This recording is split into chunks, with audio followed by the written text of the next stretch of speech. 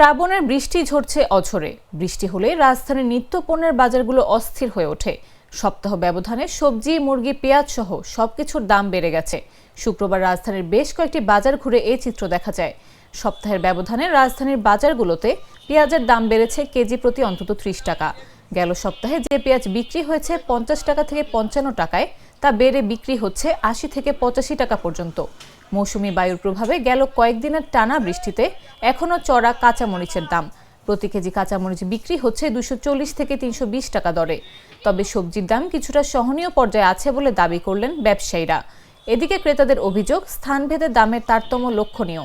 বাজারের এমন অনিয়ন্ত্রিত পরিস্থিতি নিয়েও ক্ষোভ প্রকাশ করেন কেউ কেউ।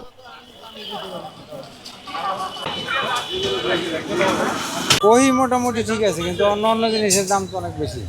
ধর করলা ৮০ টাকা, বর্ষা হিসাবে একটু কিছু কিছু জিনিসের দাম বেশি। পটল ৪০ টাকা, শসা ৫০ টাকা, আমরা ৪০ টাকা, গাড়ি ৪০ টাকা, কই ৪০। এইসব তো একটু বেশি ভাই, ৫-১০ টাকা করে বেশি, কারণ বৃষ্টি, আমদানি কম। সবজির দাম তুলনামূলক বেশি। এর আগে যেমন মাঝখানে কিছু কমে গিয়েছিল, এখন সেরকমটা নাই। খরচটা যেটা আপনার মনে করেন ৫৫টা ৬০ টাকা, আমরা ৭০ টাকা, আর দেশি হলো আপনার ৭৫, আর যেটা বাসা পেয়েছে ওটা হলো ৮০ টাকা। কাঁচা বাজারের কোনো নির্ধারিত কোনো দাম নাই। আমদানি যদি কম হয় দাম একটু বেশি হইব, আর আমদানি বেশি হইব দাম কম হইব। বর্তমানে চতুর্দিকে বর্ষার কারণে দাম একটু বাড়তি।